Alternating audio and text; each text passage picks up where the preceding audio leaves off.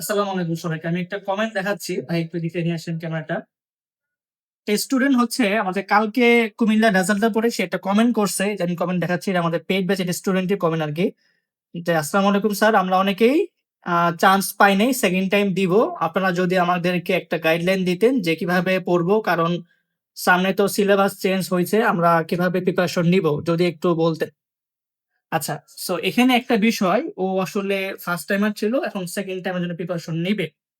এখন ১ম কথা হচ্ছে যে তোমরা এখন থেকে কেন হেরে যাচ্ছ? কেন ভাবতেছো যে আমি আর পারব না বা আমাকে দিয়ে হবে না? তোমার হাতে তো এখনো গুচ্ছ যে মুক্ত যে আমাদের ২০ টা ইউনিভার্সিটি আছে, সেখানে তো এখনো বাকি আছে। তুমি তাহলে কেন এখনো নিজেকে ভাবতেছো যে আমাকে দ্বারা হবে না, আমি আর পারব না? কেন? এই যে সেকেন্ড টাইমার দিতে চাচ্ছ, সেকেন্ড টাইমার জানি নাকি এতটাই সহজ। তোমাকে তো এখানে অনেক বেশি স্ট্রাগল করতে হবে। তুমি আগে গুচ্ছের জন্য নিজেকে একবার লাস্ট ড্রাইভ দিয়ে দেখো, একবার লাস্ট ট্রাই করে দেখো। আমাদের গুচ্ছ ব্যাচ 2 তো আসতেছে, তাই না? আমাদের এই যে ১৫ তারিখ থেকে হচ্ছে আমাদের গুচ্ছ ব্যাচে ক্লাস শুরু হয়ে যাবে। যারা আমাদের অন্যান্য পেজ ব্যাচে ছিলা, তোমরা এখানে ক্লাসগুলো করতে পারবা, সমস্যা নাই। আর যারা অন্যান্য ব্যাচে ছিল না, তোমরা চাইলে তো আমাদের এই ব্যাচে আসতে পারবা।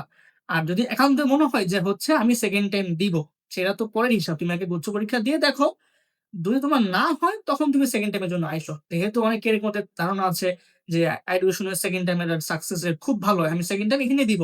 হ্যাঁ, তুমি মোস্ট ওয়েলকাম। আমরা তোমাদের জন্য পাশে আছি। সমস্যা নাই। একদম শেষ পর্যন্ত থাকবো। বাট একটা ছোট্ট রিকোয়েস্ট ভাই আপুরা, তোমরা এই যে লাস্ট পরীক্ষাটা আছে, গুচ্ছ পরীক্ষাটা, এটার জন্য এখনই হতাশ না হয়ে একটু লাস্ট ট্রাই দিয়ে দেখো যে আমার হয়তোবা সিরিয়াল ভালো আসে নাই, পিছনের দিকে ওয়েটিং লিস্টে আছি, বা আমি একটু চান্সই পাই নাই, ফেল করতেছি।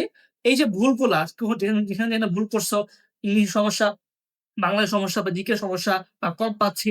এই যে ভুলগুলা বুঝে একটু আমাদের সাথে লাস্ট অব্দি লড়ে যাও। ইনশাআল্লাহ আমাদের একদম ৩০ দিনে একটা গোছানো প্ল্যান দিব। তোমরা জাস্ট এই প্ল্যান অনুযায়ী ক্লাসগুলো করবা, ক্লাস করবা, আমাদের এক্সাম ব্যাচ আসবে, এক্সাম গুলো দিবা। ইনশাআল্লাহ তোমার ভালো একটা কিছু হয়ে যাবে। সো ভাইয়া আপুরা, আমি আবারও বলছি, হতাশ হয় না। হ্যাঁ? হতাশ হয় না। বাবা-মার জন্য হোক বা নিজের জন্য হোক, নিজের অস্তিত্ব লড়াই হোক, একটা কিছু করে দেখাতে হবে।